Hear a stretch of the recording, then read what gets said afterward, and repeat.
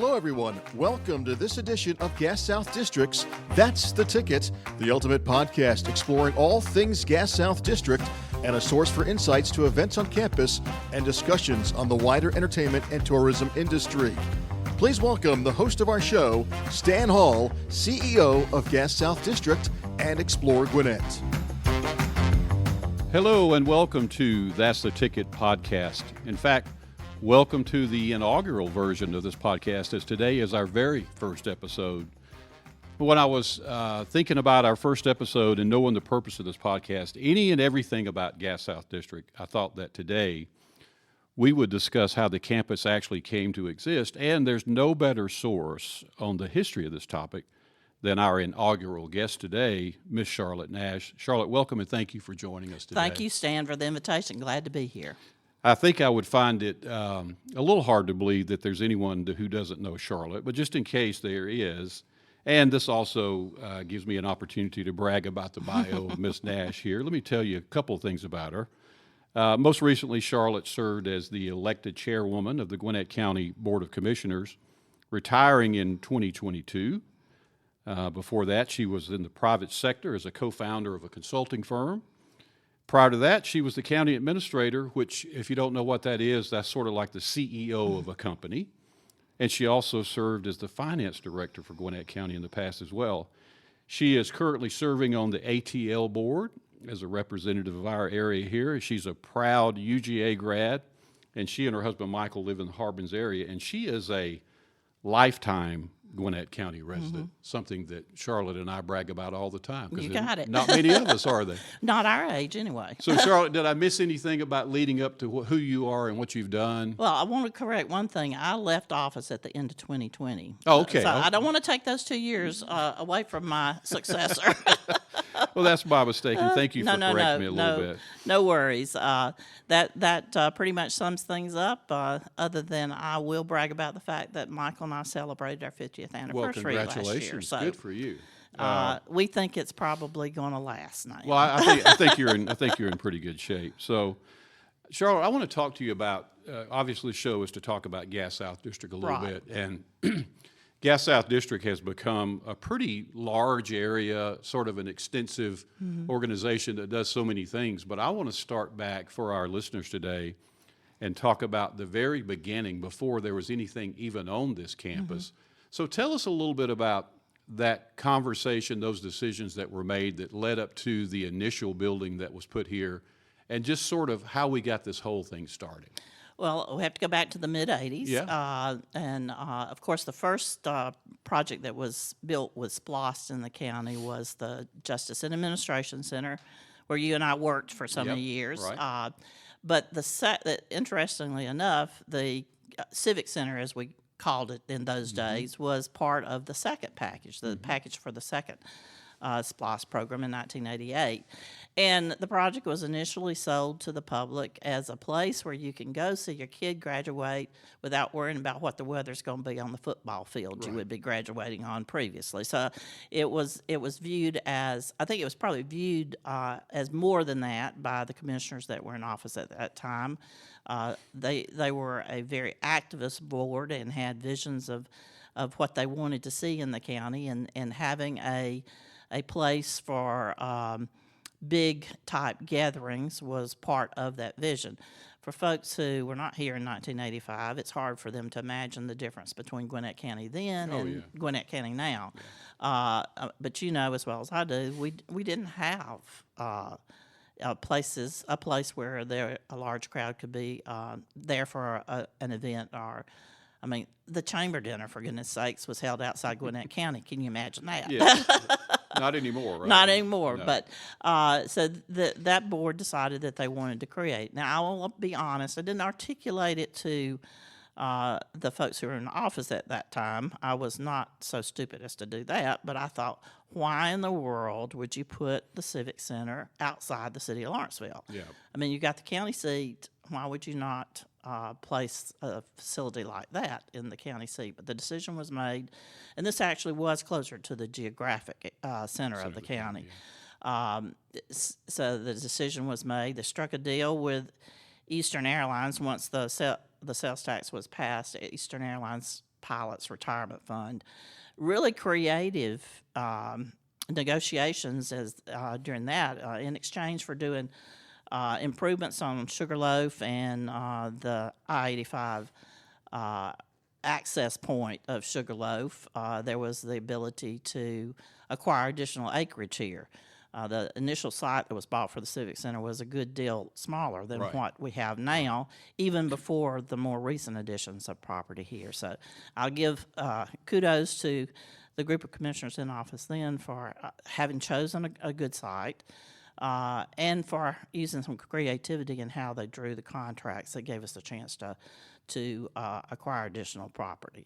So that's sort of the origination Right. of a very small part of what's here in Gulf South So District Charlotte, now. for people who, as you said, didn't live here back in that time, Back in the olden days. make us both feel old. But talk about how different Sugarloaf Parkway was back then. Well, it really didn't. It didn't exist, right? Exactly. Exactly. And so people ask oftentimes about the origination of the name for Sugarloaf Parkway. I'll give credit to Renee Unterman for coming up with the idea of Former using commissioner. as well as a number of other elected roles that she had, for saying, well, the Sugarloaf Stables.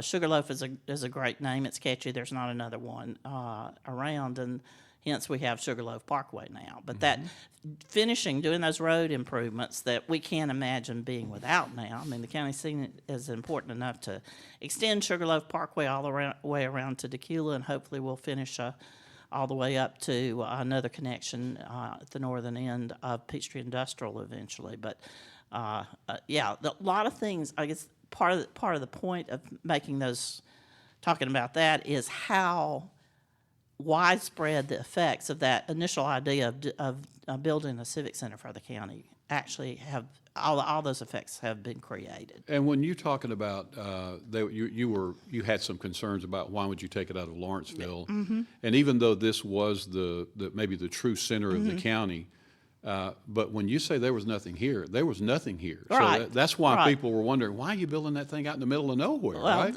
But it didn't stay nowhere for So very long. long. Yeah, and would not have even without the Civic Center. I mean, Civic Center obviously drew attention to the area, but there was growth coming to this area even without the county having made the decision to place the Civic Center here. And one other, I guess, point of reference as far as the area is concerned, you talk about Renee's concept of Sugarloaf Parkway after Sugarloaf Stables. Sugarloaf Stables is where TPC Sugarloaf now sits. Correct. That entire Correct. development, TPC golf course over there, all of that was just a place. There was a horse stable, and that was where it all came from. And the names of the two courses over there harken back to the horse farm background. That's exactly right. And that is an interesting story that I've tried to share that with some of the professionals that came over to play in the Mitsubishi Electric, and they said, "Are you saying this used to be a pasture?" And I said, "Yes, yeah. that's exactly what I'm trying Everything to say. out here Everything did. was a pasture." But so you picked it out, and how big of a building when you guys were first talking about this? What did you think it would turn into? Did you?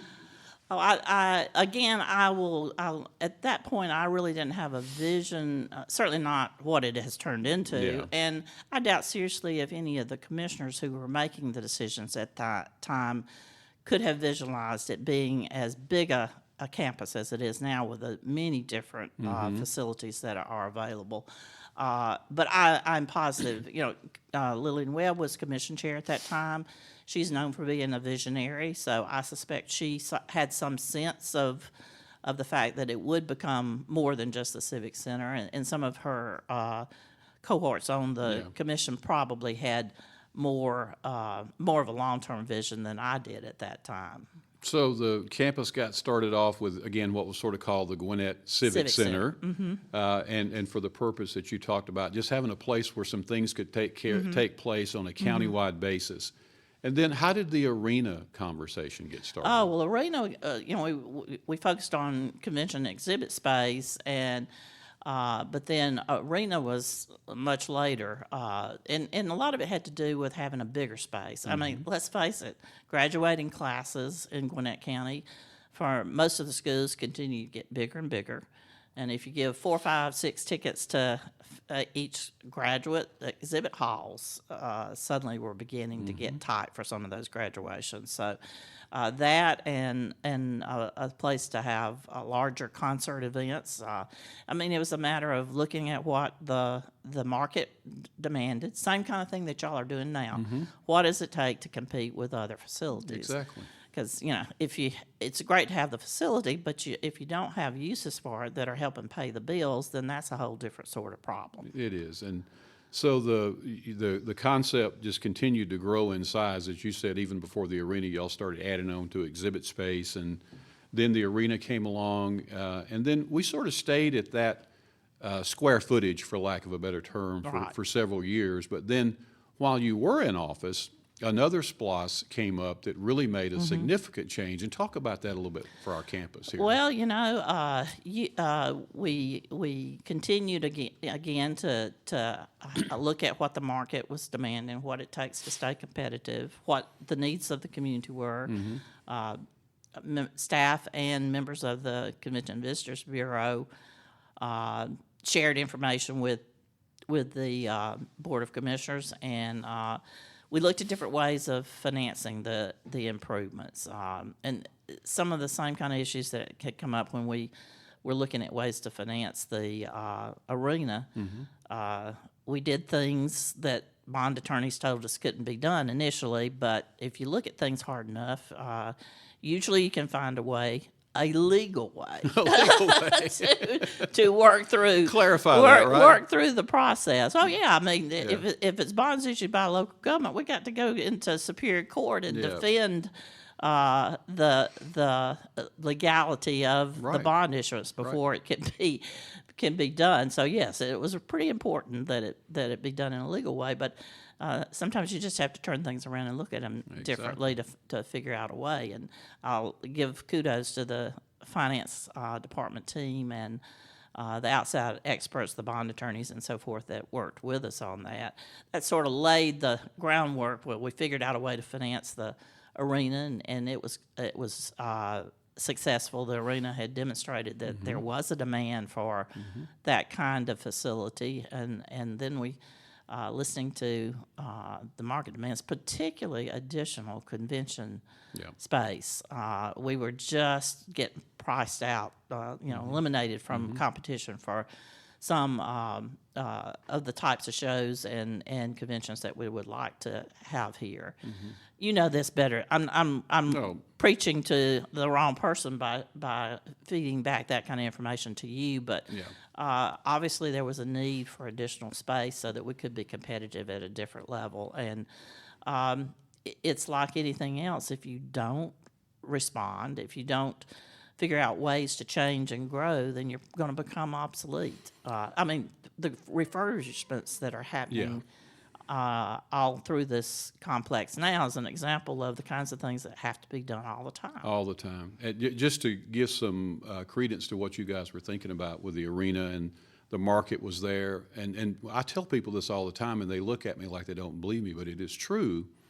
Our arena in the past 10 years, not on a local level or a state level or a national level, but on a worldwide level, has been rated in the top 10 in the world relative to attendance for an arena of our size. And that just speaks volumes about what this building has done. So you guys called it right. The market was there, and it's proven that many times. We listened to folks like Preston Williams who knew what they were talking about. Exactly what he and was we had talking about. confidence in that. And I still listen to Preston Williams any chance I can get. So, but that building has proven to be such a huge success and continues to be sort of the golden goose of our campus, but that's sort of shifting a little bit too. Well, I'm not even a big concert goer, but to be able to say we've had some of the artists that have come to Gwinnett County, that we had them here in Gwinnett County. I mean, I think that's it's the kind of thing that a world-class community expects, and if we're going to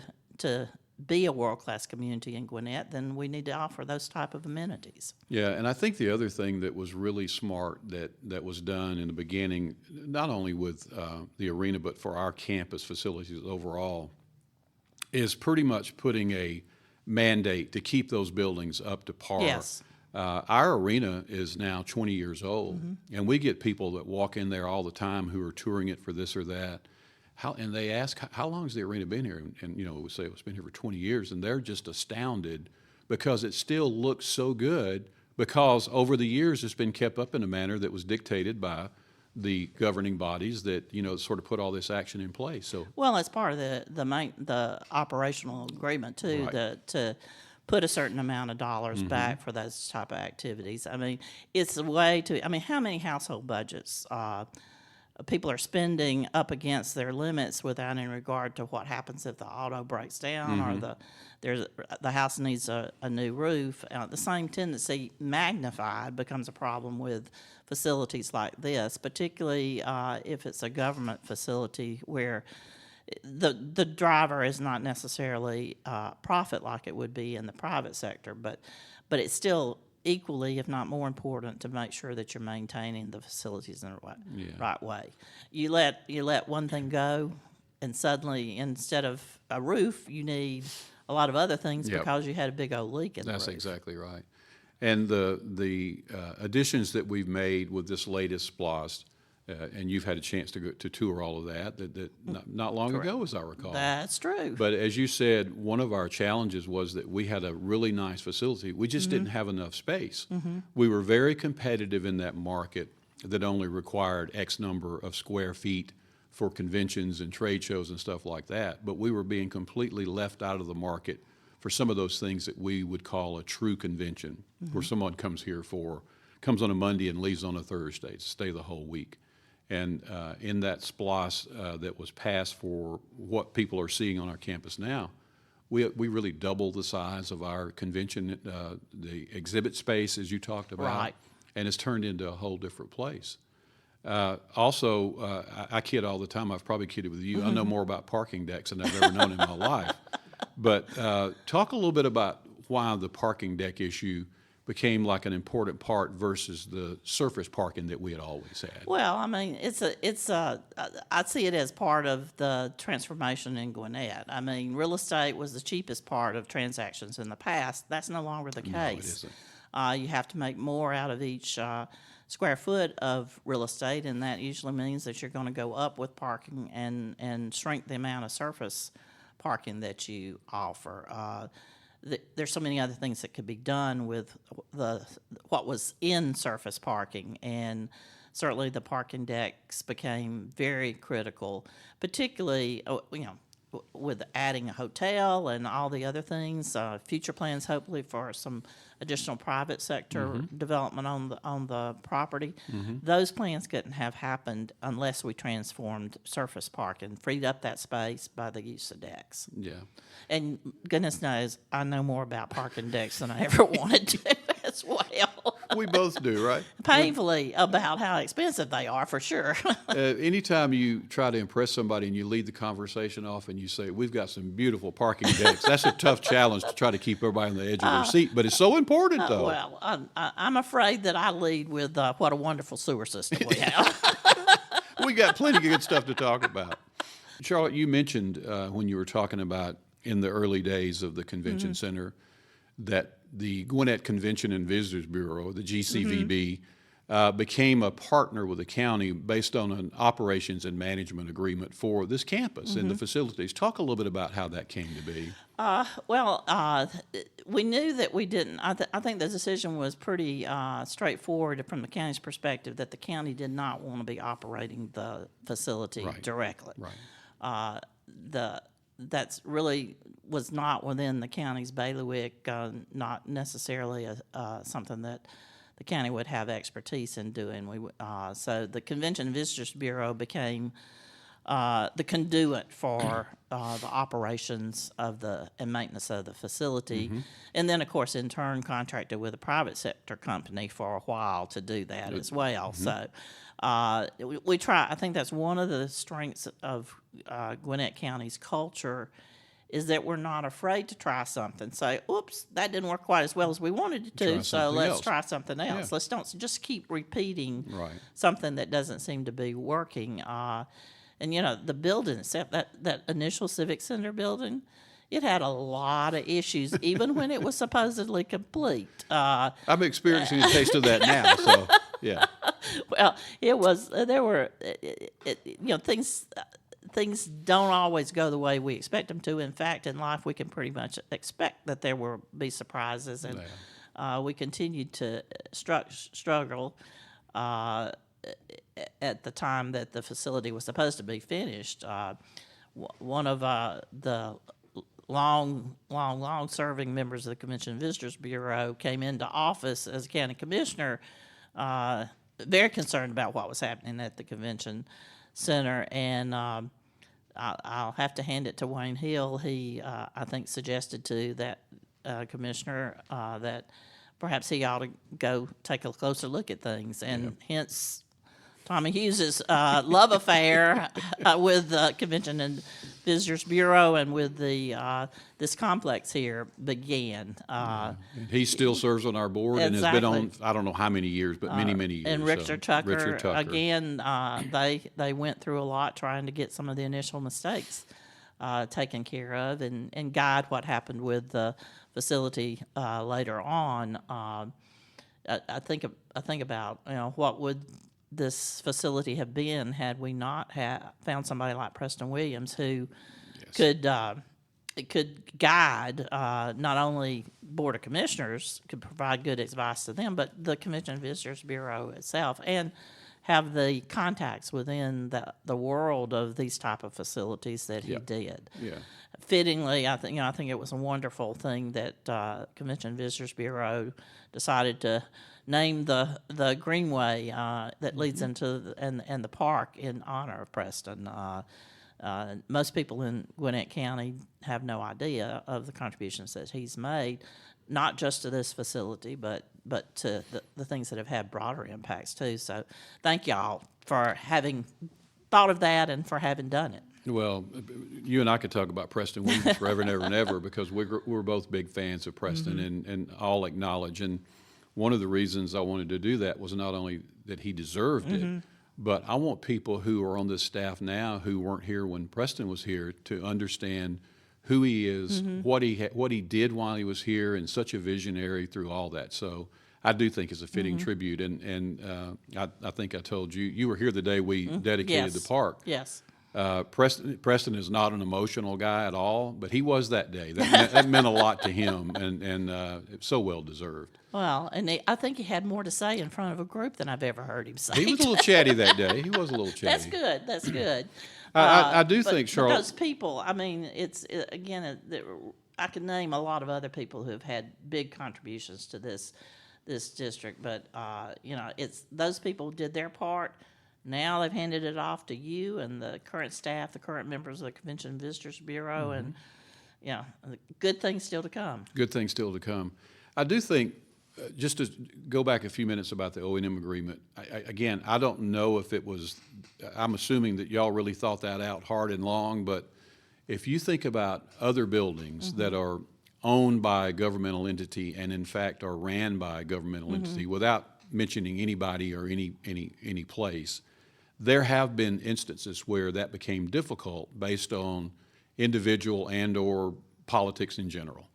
And the one thing that I think everyone who knows anything about this organization is it's never been political here. Well, I mean, it's not that folks that are involved are oblivious to the political arena. No, exactly. But decisions don't get made just on that basis. And I think that's one of the reasons that the facility has been as successful as it has, is that it's being, decisions are being made on the basis of things other than who's buddies with who or what a certain elected official wants, or it's just, it has to be done on a much broader basis than that. Yeah, and I do talk to people all over the country now who run similar facilities we have, who don't have that, a little bit of a gap between the two entities. And they talk all the time about, I'm always getting a so-and-so who's in a governmental spot who says, well, I think I should get this, I should get that. And we've just never had that problem. And I think it is to our advantage that has played a part in our overall success, as you said. And thank you for saying that too. So. Well, and even though this is not a for-profit operation, Right. obviously the pressure to try to cover operational costs Yeah. and provide some money for maintenance and those big things that are going to happen over time. I think focusing on that just meant it naturally needed to be run more like a business enterprise and not be tangled up in what happens within a government entity necessarily. So Charlotte, as a staff here now, I get my senior staff together quite often, and we talk about, as you can imagine, a variety of things. But one of the things we always talk about is, what do we want this campus to be 10 years from now, 15 years from now? If you were sitting in one of those meetings and it came around to your turn, what do you think you'd say about what would you like to see happen here 10 years and 15 years from now? I don't know that I have a specific vision. What I would say is that it needs to continue to evolve to match the needs of the community, to be competitive. And I'm not smart enough to look 20 years out into the future and see what our competition is going to be. Right. Embracing technology, certainly it should be an underlying factor in all those decisions, because we know the dependence that people have on technology, the advancement in technology, means that where one person is, where two people are, where 2,000 people are, you better have the technology to support what they see as their needs. I agree with that completely. So I'm going to shift gears just a little bit as we sort of wrap up here, but you serve on the ATL board Yes. and have been very involved in transit conversations in Gwinnett County. One of the things that has always been talked about on this campus is that we would have a stop here for transit in some manner. I don't know, we've got. Yes. How do you think that would be beneficial to us versus not having that here now as we speak? So. Well, the Taylor Swift concert series in Atlanta is a perfect example of what transit could mean for this facility. Yeah. I mean, we heard some numbers at our meeting. Actually, it was at an ATL board meeting this morning. We heard numbers about the huge increase in ridership dependence on MARTA for the 3 days that was going on. We have better road system here in Gwinnett County, but when you've got a huge event like a concert that's going to be sold out, and you've got other things going on this site, even now, you feel a pinch. I'm sure. It's a pinch. Whether it's for parking or for it's just the people being able to get in and out of the parking facilities within a timely manner. Transit can help alleviate that. It doesn't solve the problem. It doesn't erase it, but it gives people a different option. And I think it's going to be continue. Our growth is not going to slow down from any indication that we're seeing. In fact, Rob Pitts, the chair of the Fulton County Commission, and I were talking at the ATL board meeting. We were debating about whether Gwinnett County will overtake Fulton County by the next census, and I'm telling Rob I don't know, but the population is going to be close, and he's saying, well, I think Gwinnett County is going to be bigger. It very well could be. Could be. And you continue to hope that you'll draw from outside Gwinnett County Exactly. too for Yes, this we do. facility. Yes, we do. Having access, it's great that there'll be a hotel on site, but that doesn't solve all the lodging issues that come with the type of events that we want to see at this facility. So all those mean the ability to have mobility and to move around for somebody who is not necessarily here driving their own car. It's going to grow in importance. It's going to continue to grow the need for that. Yeah, absolutely. And you mentioned the hotel, and I've purposely tried to stay away from that because we're actually going to have the developers on the hotel on another show, and I can say, and I know that you would But agree. I can say I'm excited about yes, it. you can, and I hope you will. But we feel like it. I know the word game changer is used a lot, but in this case, it will be a game changer. As you said, to have people come here for a true convention where they stay all week, They have a headquarters hotel that they can literally walk into the lobby of the hotel and walk into the convention center without going outside. To have entertainment here on site for them to use while they're here. And that's what we're all aspiring for. That's sort of the next few steps that we're looking at. Convenience. Yeah, I mean, oh my gosh. that's what, I mean, use an example. My husband and I just got back from a trip to England. The last night we were there, we stayed in the hotel that has an attached walkway to the terminal at Heathrow that we left from. Not bad, huh? No worry about about transportation getting there. I could walk across the enclosed walkway to the airport. Convenience. Absolutely. I mean, people are demanding more and more of that. Absolutely. Well, Charlotte, I will tell you that I think that this is a really exciting time on our campus. What's happening even now, but really moving forward, the excitement is going to get better and better. And I just want to thank you and all you did to get us where we are today, because I know for a fact how involved you were. And on behalf of our entire staff and the people who enjoy our facilities, I just want to say thank you for that. It was a pleasure to be involved with. I like being told there's not a way to get something done. Absolutely. Give me a challenge. They don't know you as well as I do, or they wouldn't make that statement. But thank you for being with us, and I hope you will come back and visit us again. Excellent. Be sure to follow us at gassouthdistrict.com for all the activities that are taking place on our campus. Also check us out on all the social media outlets, Facebook, Twitter, Instagram, LinkedIn, and TikTok, of course. You can listen to this program anytime on iTunes, Spotify, or your favorite podcast channel. Thanks again for being with us. See you next time on That's the Ticket.